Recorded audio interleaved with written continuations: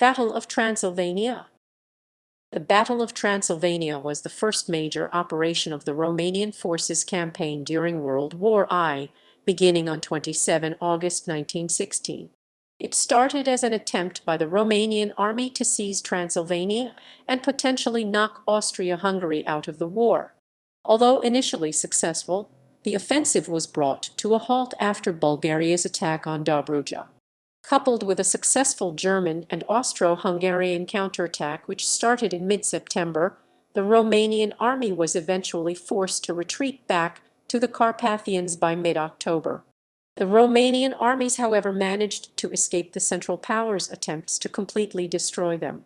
The Battle of Transylvania also caused the replacement of the Chief of Staff of the German Army and the shifting of German attention to the region, causing German offensive operations at Verdun to cease.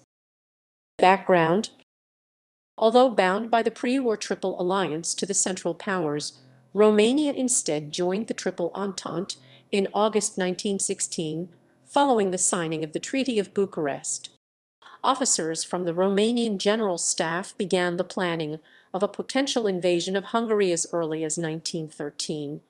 Following Romania's successful expansion at Bulgaria's expense during the Second Balkan War. A draft document appeared in the summer of 1914, but Bulgaria's entry into the war on the side of the Central Powers in 1915 forced a major revision of the initial campaign plan. The final version, known as Hypothesis Z, was conceived by General Vasil Zotu. Hypothesis Z called for the Romanian occupation of Transylvania and Banat, using 3 armies, 1st, 2nd, and Northern, which amounted to a total of 420,000 soldiers, 75% of Romania's field force. The Third Army, numbering 72,000 soldiers, was tasked with holding off a potential Bulgarian attack. Hypothesis Z envisioned an Austro-Hungarian opposing force numbering 70,000, but, in reality, the actual number was less than half of the Romanian estimate. Another inaccurate Romanian estimate was the number of reinforcements that the Central Powers could deploy to the region, 100,000 compared to the actual number of 300,000. In July 1916, the Austro-Hungarians began preparations for an eventual defense of Transylvania. By early August, enough units had been gathered in order to form an army, the first. On 7 August, this new army was put under the command of General Arthur Ars von Strassenberg. Ars's army had 4 weak divisions, 30-35 battalions, and around 100 artillery pieces in 13 batteries. After the Romanian invasion commenced, the Austro-Hungarian First Army was reinforced with 1 cavalry division, 1 reserve hussar brigade, 1 Hunt infantry division, and 4 battalions. Battle. Southwestern Front. The Romanian First Army, commanded by General Ion Culcer, crossed the border at the Serduc and Vulcan passes and occupied Petrosini-Petrosani, the vital Transylvanian coal mining center, on 29 August, easily defeating the Hungarian coal miner battalions and inflicting heavy casualties. The 11th Infantry Division General Ion Muica subsequently continued its advance northwards, stopping 15 miles south of Hatzeg-Hatig. Although Muica waited for the rest of his corps as planned 2nd Division and 1st Cavalry Brigade, this allowed the Austrians time to regroup. 65 miles to the east, Culcer's main force, the Old Latru Group, entered the Red Tower Pass and advanced towards Najaseven-Sibiu. After sporadic shootings all throughout the night of 27/28 August, the Romanians took the village of Boaca at the head of the pass. The Latru Group reached Najatel-Maxtelmasiu on 29 August and subsequently regrouped there before advancing a few more miles north towards Najaseven-Sibiu, stopping at Vestin. The advancing Romanians also blocked the important railroad linking Brașov and Najaseven-Sibiu. The Austrian commander at Najaseven-Sibiu, Colonel Arnold Barwick, sent an armored train to investigate, but this was set ablaze by the Romanians and rendered unserviceable. Najadisnadsisnadi was taken by the Romanians on 30 August. However, instead of advancing into Najaseven-Sibiu, the Romanians started to dig in south of the city during the night of 30 August. Nonetheless, Najaseven Sibiu was declared an open city and surrendered to the commander of the 23rd Division, General Matai Castris. Castris accepted the surrender, and neither side occupied the city, as the Romanians made no effort to occupy it and the Austrians withdrew. The First Army advanced very little throughout September. Its eastern flank continued to dig in just south of the city, reinforcing its defense lines, while its western flank moved into the Merizar Valley. It inched northwest along the valley, but never left it. The Romanian forces stopped upon running into Austrian and German defenders, coupled with the threat of German forces disembarking at Karansebs. By mid-September, the German Ninth Army, under the overall command of Field Marshal Erich von Falkenhayn. However, the first German unit to arrive in Transylvania was the 187th Infantry Division under Major General Edwin Sunkel. Its 187th Regiment was deployed to the area on 5 September. The Germans and Austrians began advancing on 14 September, and on the 18th they took Petrosani. On 23 September, a skirmish between Germans and Romanians resulted in 107 Germans killed or wounded and 100 Romanians killed plus 23 more captured.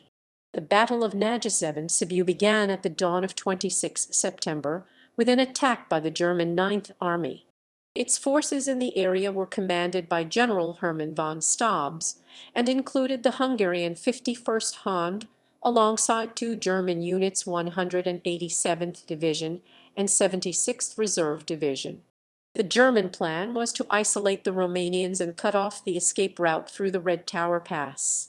The German attack on the 26th ran into stiff resistance and failed. After amassing his artillery, von Staubs attacked again on the 27th. 24 hours later, von Staubs had pushed the Romanians into the pass. German Alpine Corps were deployed to both ends of the pass on the 26th. The Romanian 48th Infantry Regiment was decimated by German machine gun fire when deployed against the German positions at the north of the pass. Subsequently, Romanian forces in the pass moved to its eastern side, out of the range of German machine guns. Lacking heavy field artillery, the Germans could not completely block the pass.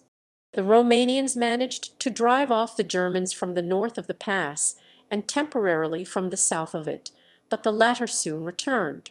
The Romanians began their retreat through the pass in earnest on the 28th through the bullets of the Alpine Corps and German barricades of dead horses and wagons, which had to be blasted away by artillery. In the final hour of the battle, the Romanians made their way through machine gun fire towards the buildings which served as the firing points for the Alpine Corps at the south of the pass, and bayoneted to death everyone inside. Then, during the afternoon of the 29th, the Romanian forces made it out of the pass and reached safety. Despite the heroic efforts of the Alpine Corps, the bulk of the Romanian force had escaped. The Germans captured the relatively small number of 3,000 prisoners. Although the bulk of the Romanian First Army had retreated from Transylvania, more fighting was yet to come. After the Germans captured Petrosani, they shifted 4 of their 6 battalions in the city to contribute to the Battle of Najaseven Sibiu. Ethnic Romanian sympathizers living in the region made General Kulcer aware of this, and thus the Romanians counterattacked and recaptured Petrosani on the 25th of September. In response, Falkenhayn deployed the German 301st Division under General Johannes von Buss, which arrived in the region on the 28th, linking up with the 2nd Austro-Hungarian Mountain Brigade. The Central Powers commenced their attack on the 30th. This time, however, the Romanians succeeded in destroying the vital coal mines before retreating. Southeastern Front. The Romanian Second Army, commanded by General Alexandru Averescu, converged on Brasov through 5 mountain passes. It was opposed by the 71st Infantry Troop Division, commanded by General Anton Goldbach. At the also Tomos Timisu de Jos, the Sekeli's 1st Battalion, supported by an armored train, held its ground for an entire day, only being pushed back on the night of 28 August. In the afternoon of the 29th, the Romanians closed on Brașov, their artillery destroying the last train. After local ethnic Romanians surrendered the city to the commander of the 6th Infantry Regiment, Romanian units entered Brașov at around 5 p.m. and paraded towards the municipal plaza. At the start of September, the 3rd Division inched west along the Old River towards Făgăraș-Făgăraș, reaching Persani. The 4th Division occupied Foldvar-Feldiora on 30 August. The 6th Division occupied Sepsi-St. Georgi-Sfântu-Gheorghe on 6 September. The 2nd Army crossed the Old River at its southern part on 15 September, then attacked on a line from Făgăraș-Făgăraș to Homorod, threatening the juncture between two German units. A breakthrough there would have, at the very least, prevented the German 9th Army from advancing on Nagy-7 Sibiu. However, the 2nd Army's new commander, General Grigore C. Craineșanu, was unaware of just how close he was to rupturing the enemy lines and smash open the front. A Central Powers counterattack stopped the plodding Romanian forces. Craineșanu's timidity stemmed partly from the fact that the Romanian General Staff had recently stripped his army of half of its strength, shifting 3 of its divisions to the Dobruja front. The 2nd Army began to advance northwest again after 10 days. The town of Făgăraș-Făgăraș was taken by the 2nd Army on 16 September. The 2nd Army started advancing again on 29 September, pushing back the Han 2nd Cavalry Division and reaching Secălai-Criștoru-Secuiesc, a dozen miles from Segeș-Varșișoara. The initial German advance in the region was resisted by a powerful Romanian counterattack, which inflicted heavy German losses. However, instead of pressing their advantage, the Romanians began to withdraw to their defensive line west of Brașov. After a mostly unhindered retreat, made possible by the Romanian counterattack at the start of October, the Romanians took up defensive positions to the west of Burzenland late on 4 October, fighting in the area starting early on 5 October. The town of Făgăraș was held by the Romanians between 16 September and 4 October. The Battle of Brașov lasted from 7 to 9 October. There was a thick fog on the night of 7 October, however this did not prevent 2 regiments commanded by Sunkle from entering the outskirts of the city earlier that day. When the fog cleared on the morning of the 8th, it revealed walls of Romanian infantry standing between Sunkle's regiments in Brașov and the 187th Regiment outside the city. Although initially dissolved by artillery fire, the Romanian formations soon reformed and advanced amidst German artillery shells. Romanian riflemen moved towards Barcăsin-Peter-Santpetru, but most were forced to withdraw by German machine gun fire. Although a few Romanians found cover in the cornfields, most retreated to their initial positions. The Romanians in the cornfields could not be dislodged, despite repeated attempts. Inside Brașov, house-to-house battles raged in the outlying sections of the city. Powerful Romanian counterattacks against Sunkle's 2 regiments repeatedly failed. A Han brigade led by a Colonel Gundel accompanied the Germans, and together they slowly scattered several Romanian battalions. At around 3 p.m., the German 89th Division attacked the Romanian forces around Barcăsin-Peter-Santpetru, but for some inexplicable reason the Germans failed to press all the way to the village. Destroyed bridges, poor reconnaissance, and minor enemy resistance ultimately stopped the tired soldiers of the 89th Division, which set up camp near the village despite Falkenhayn's orders to stay glued to the retreating enemy. The Romanians retreated from Brașov during the night of 8/9 October, amidst German machine gun fire from vantage points in and around the city. Many trains loaded with artillery, munitions, supplies, and even soldiers were abandoned. The 187th Infantry Regiment marched into town on the morning of 9 October, as soon as it was daylight, amidst cheers of the local Saxon population. An entire Romanian company was found dead near the train station, mowed down by German machine guns. Added to these were 1175 prisoners.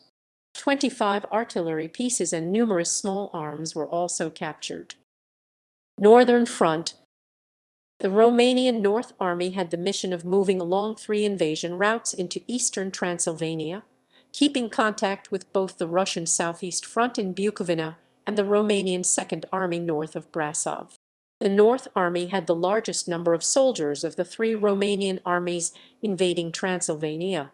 It was commanded by General Constantin Przan. Opposed to the North Army was the Austro-Hungarian 61st Infantry Troop Division, which included two armed reserve brigades, the 16th and the 19th. The two brigades had recently returned from the Galician front and were in a state of collapse. The weak Austro-Hungarian forces fell apart at the first push of the Romanian covering forces. The two regiments of the Romanian 15th Brigade of the 8th Division marched through the Oitis Pass and reached Kezdevesartli Targu Secues on 29 August, in time to destroy the last train leaving from the town. The 2nd Cavalry Division followed, marching to Sepsis and Georgia Sfantu Georg. The 7th Division's two brigades, the 13th and the 14th, marched through two passes and Gians into Sisak County. Hungarians of the exhausted and undermanned 19th Brigade, under Colonel Sabo, offered little resistance, its engineers managing to blow up the crucial Caraco Railroad viaduct near Palanca. The two Romanian brigades of the 7th Division failed to pursue the Hungarians west of the Olt, as they stopped at Sisak Zareta Mercuriasik and dug in on the eastern side of the river. Further north, the Austrians gave up Belber when they ran out of ammunition, and managed to keep the Romanians east of Borsec as well as engaging them successfully in the Negra-Saruliu Valley. The Romanians also failed to establish contact between their northernmost forces and the left flank of the Russian Southeast Front. For the most part, however, Austro-Hungarian forces limped towards the Transylvanian interior. The North Army crossed the Olt River on 7 September. The 7th Division pushed aside Colonel Zoltan Sabo's 19th Hand Brigade and advanced through the Harghita Mountains towards Sekulyudvarthli Odorheu Secues. The 14th Division captured György Oszentmiklós Gheorgheni from Colonel Bernatsky's 16th Hand Brigade, reaching the eastern edges of the salt mining town of Parajd on 11 September.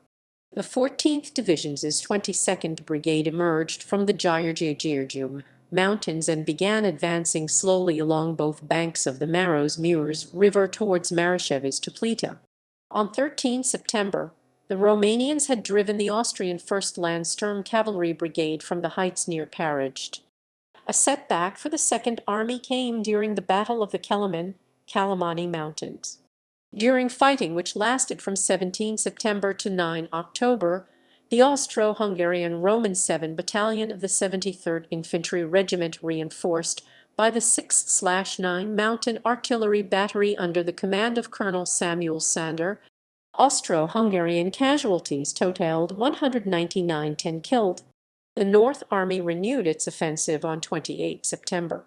Over the next week, the North Army continued advancing despite stubborn Austro-Hungarian resistance. Przan's forces advanced to within 6 miles of Sas region Righin and secured the heights above Parajd by early October. The aftermath of the Battle of Brasov ended the Romanian advance. Prompted by events in the Dobruja region, Battle of Tertukaya, Battle of Dabrich, the Romanian North Army was ordered to retreat. The exhausted Austro-Hungarian First Army under General Arthur Ars von Strassenberg moved slowly, giving the Romanians an uncontested run to the border. After retreating, the Romanians settled into the defensive positions near the border that they had prepared before the war. Austro-Hungarian patrols crossed the Romanian border at Palanca in the Gimes Pass region on 13 October. On the following day, 14 October, the Uz and Oitis passes were reached, where violent fighting began. The town of Kezdevesartli Targu Secues was the Transylvanian urban settlement that was held by the Romanians during the Battle of Transylvania for the longest. The Romanian 15th Brigade of the 8th Division of the Romanian North Army took Kezdevasartli Targu Secuiesc on 29 August. Austrian military maps reveal that the town remained in Romanian hands well into October. On 8 and 9 October, as the Battle of Brașov was drawing to a close, two Romanian units retreated from the north and northwest and formed a defensive perimeter around Kezdevasartli. As of 14 October, most of the Romanian North Army's positions had fallen back towards the Romanian border, with the exception of Kezdevasartli. As late as that day, the town was still firmly in Romanian hands, with Romanian positions to both the north and the south of it. It is not known when exactly was the town retaken by the Central Powers, but the date could only be 15 or 16 October, because on the latter date the Battle of Transylvania ended. By 16 October, the Romanians had been driven back all along the line and Transylvania had been cleared. Romanian occupation of Transylvania. The Romanian occupation of Transylvania was geographically divided into two territories. The larger territory comprised the area occupied by the Second and Fourth Armies. These two armies managed to come into touch and form a contiguous front. The smaller territory comprised the area occupied by the Romanian First Army. A gap of 15 miles separated its extreme right wing from the vanguard of the Second Army. Although the location of the First Army's extreme right wing was later reached by the Second Army, at peak, the three Romanian armies were in control of almost a quarter of Transylvania's historical territory till the 14,000 square km. Second and Fourth/North Armies. The zenith of Romanian rule in eastern Transylvania during 1916 lasted just under 2 weeks. For 13 days, 21 September to 4 October, the Romanian Second and North Armies occupied 5 Hungarian county capitals. Brașov, the capital of Brașov County, was the first to be occupied on 29 August. It was followed by Sepsi-St. George, capital of Haram-Sec County, on 6 September, while Sisak-Sireta, the capital of Sisak County, fell around the same time.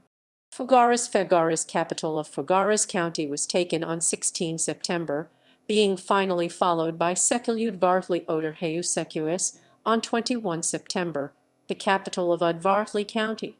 Subsequently, the first one of these capitals to be lost was Făgăraș on 4 October. It was followed by Brașov, Sepsi-St. Georgi, and Secălud-Vartli during 7-8 October, with Sisak-Sireta finally being evacuated by the Romanians on 11 October.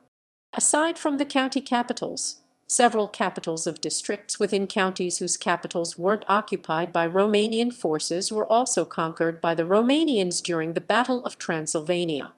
The Romanian Second Army occupied 2 district capitals, both within Nagy-Cucălău County. Cohalum-Rupia, the capital of Cohalum district, was taken by the Romanians on 16 September and recovered by the Austro-Hungarians on 5 October. For an unknown amount of time, the Romanians also held Nagy-Cincu/Groșenc, capital of Nagy-Cinc district. The Second and North Armies reached their high-water mark in Transylvania on 3 October. That day, the line of the unified front of the two Romanian armies ran through Libenfalva-Ibanesti, west of Parajd-Prade, west of Secălai-Creșteru Secuiesc, Hegin-Bradney/Hendorf, Baranicot-Barcut/Bicocten, and Nagy-Cincu/Groșenc. This line stood at a dozen miles from both Segesvar-Siasora/Schasberg and Maris-Vasartli Targu Mures. First Army. Advanced troops of the First Army occupied Nagy-7 Sibiu/Hermannstadt, seat of Seven County, on 2 September. On the following day, however, the town was evacuated. When Transylvania came under the protection of the Habsburgs in the late 17th century, Nagy-7 became its seat. For most of the 18th century and a short period of the 19th, Nagy-7 was the residence of the governors of Transylvania. The First Army also occupied district seats. Petrosini, the seat of Petrosini district within Hunead County, was taken on 29 August, lost for the first time on 18 September, then reconquered on the 25th before being lost for good during fighting in the area between 30 September and 5 October. The fighting for the town itself took place between 1 and 3 October. Nagydesnad-Sisnady/Heltau, seat of Nagydesnad district within Seban County, was taken by the Romanian First Army on 30 August before being lost on 27 September. The First Army reached its peak advance into Transylvania in the first half of September. By 12 September, three-fourths of the distance between the vital junction of Hatzeghatig/Wallenthal and the Romanian border had been covered. 2 days earlier, on 10 September, the First Army entered Sellenberg/Schillenberg. Aftermath. The Romanian invasion caused the sacking of Erich von Falkenhayn as the chief of staff of the Imperial German Army. He was replaced by Paul von Hindenburg and Erich Ludendorff. Falkenhayn's dismissal made him the first German casualty of the campaign. Stopping the Romanian advance into Transylvania became the top German priority, meaning that the offensive at Verdun had to be ended. The German Ninth Army was created on 6 September specifically to deal with the situation in Transylvania, and it was commanded by Falkenhayn.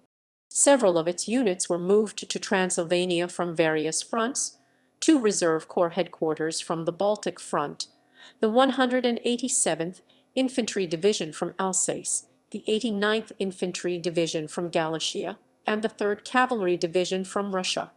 Although commanders from all fronts begged Ludendorff for reinforcements, the latter made his priorities clear: hold on to all our positions along the Western, Eastern, Italian, and Macedonian fronts, and deploy any and all available forces for the decisive blow against the Romanians. The Austrians moved mountain brigades from the Italian front to Transylvania, while the Germans redeployed the Alpine Corps from Verdun and the 76th Reserve Division from Riga. Before the counter-offensive of the Central Powers, it was established that Germany would be in charge. On 28 August, the Austrians, unable to muster resistance at any level, reluctantly agreed to a unified Central Powers command for the Eastern Front. This essentially meant handing control of all military operations to the Germans. Due to the Austro-Hungarians being initially outnumbered more than 10-1, Romania could be defeated only through the joint effort of all four Central Powers, but this would have been possible only under a unified command. During September, the Central Powers ratified agreements making the German Emperor their supreme commander, a concession which gave Hindenburg and Ludendorff control over the Austro-Hungarian, Bulgarian, and Ottoman armies. Politically, the new unified command under the German Kaiser was created on 7 September. It not only cemented German ascendancy in the Berlin-Vienna alliance, but also limited the Austro-Hungarian diplomatic initiative. The Central Powers chain of command during the battle was clear. The Austro-Hungarian General Ars was the one taking orders from the German General Falkenhayn, not the other way around. An example of this can be found towards the end of the battle, when Falkenhayn ordered Ars to pursue the retreating enemy. The German Ninth Army defeated and drove back across the Transylvanian border two Romanian armies, but failed to destroy them. The bulk of the Romanian First Army managed to escape through the Red Tower Pass, leaving behind only 3,000 prisoners. The Romanian Second Army left behind even fewer prisoners during its retreat across the border, just 1175. The German 89th Division failed to stay glued to the retreating enemy, as Falkenhayn had ordered. Instead, its tired soldiers set up camp. The amount of Romanian prisoners was small compared to comparable battles against the Russians. Falkenhayn attributed this to the ability of the Romanians to fade away into the mountains, but the speed of the Romanian withdrawal also played a part. Other factors for the disappointing number of prisoners include determined Romanian counterattacks, which combined with the ruggedness of the terrain left the Germans too tired to conduct immediate pursuits, as well as determined rearguard actions, which forced Falkenhayn's units to exercise caution. Nonetheless, the Germans did their absolute best, with Falkenhayn himself stating, "With the best will in the world it was not possible to increase our efforts." The Austro-Hungarian First Army performed much poorer than its German ally. Despite stubborn resistance, it continued to be pushed back by the Romanian North Army as late as October. When the North Army was ordered to retreat in early October, the exhausted Austrians moved slowly and gave their enemies an uncontested run to the border. The field performance of the opposing Romanian and Austro-Hungarian armies thus appears to confirm Ludendorff's statement: the Romanians are bad soldiers, the Austrians even worse. Over 200,000 Hungarians and Saxons evacuated the border regions. Two-thirds of the population of Nagyszeb and Sibiu moved out, and an even greater proportion left Siek. At the height of their offensive, the Romanians were in control of almost a third of Transylvania, 7,000 square miles, or 18,000 square km. This area comprised the entirety of four administrative departments: Brașov, Sisak, Făgăraș, and Haramsek, and parts of five others. Up to this time, the Romanians had captured 7,000 prisoners. During the Romanian offensive, the Austro-Hungarian motor cannon Wagen was destroyed by Romanian artillery. This was an armoured self-propelled rail car, armed with a turreted 7 cm gun. It was the sole example made, and the most futuristic-looking piece of Austro-Hungarian rail armour.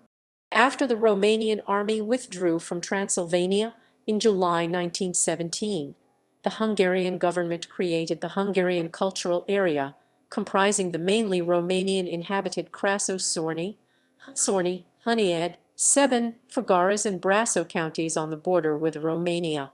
These counties welcomed the Romanian troops when they invaded, so they were united in this cultural area in order to prevent them from any exposure to foreign influence. By the end of the war, over 3,000 Romanian primary schools were closed. Although the battle was practically over by mid-October, major operations in the region ceasing, this was not the absolute end of the Romanian occupation. For instance, when the Central Powers launched the First Battle of the Jiu Valley on 23 October, the eastern flank of the Central Powers' troops was several miles behind the Transylvanian border, meaning that the Romanians had held onto that sliver of Transylvanian territory up until that point.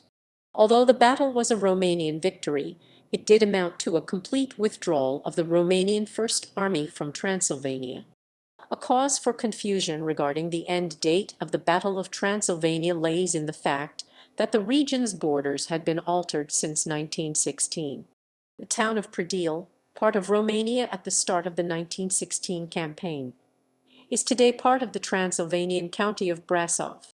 Thus, judging by the current borders of the region, the battle would have actually ended on 25 October, when the fighting for Predeal ceased and the town was seized by the Central Powers. The end of the Battle of Transylvania did not necessarily mean the end of Romanian presence in the region, as small-scale offensives across the border continued for some time longer. For example, as late as 26 October, the Romanians captured Balan-Kupferberg. Analysis. When the battle started on 27 August, 34,000 Austro-Hungarian soldiers opposed 369,000 Romanians, amounting to a Romanian numerical superiority of over 10-1. This situation was largely reversed by the middle of September. By 18 September, the armies of the Central Powers amounted to more than 200,000 men, outnumbering the 10 Romanian divisions left in Transylvania. The Romanian offensive was doomed from the start.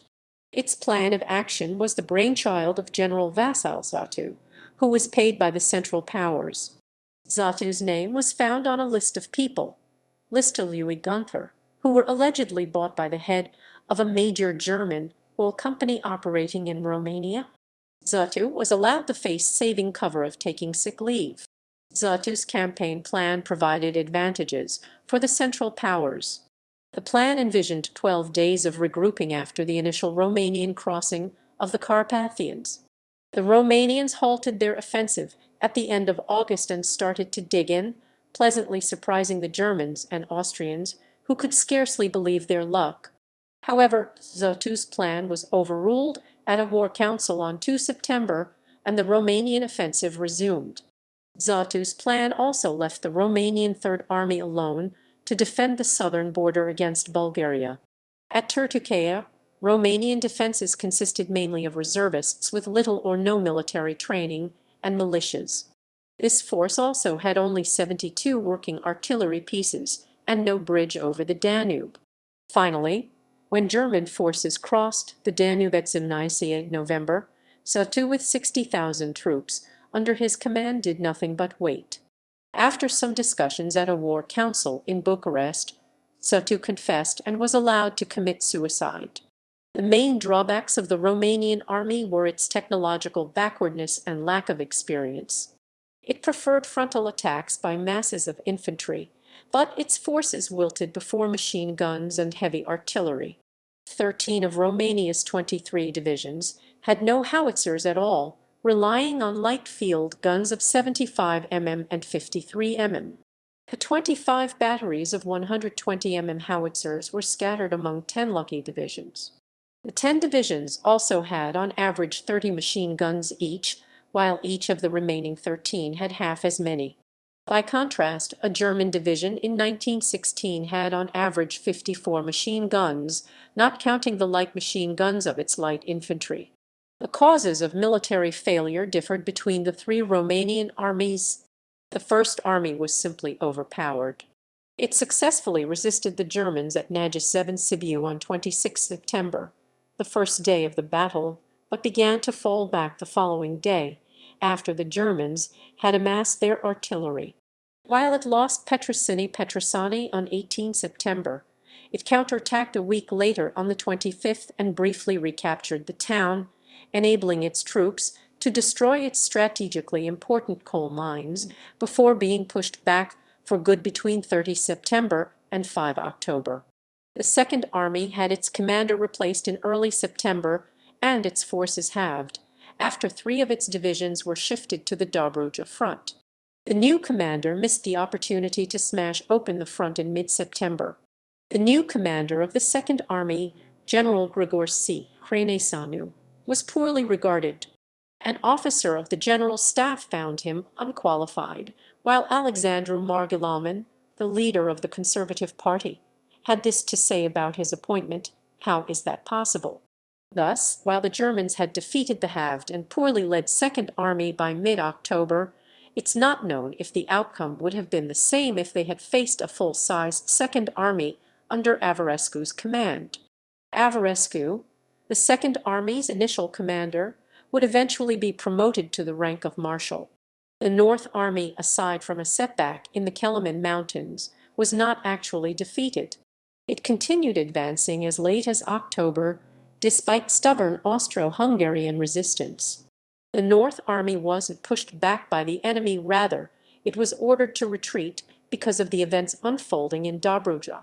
Ordered to pursue the Romanians, the exhausted Austrians moved slowly, giving their enemies an uncontested run to the border. There, the Romanians settled into the defensive positions they had prepared before the war. Battle maps.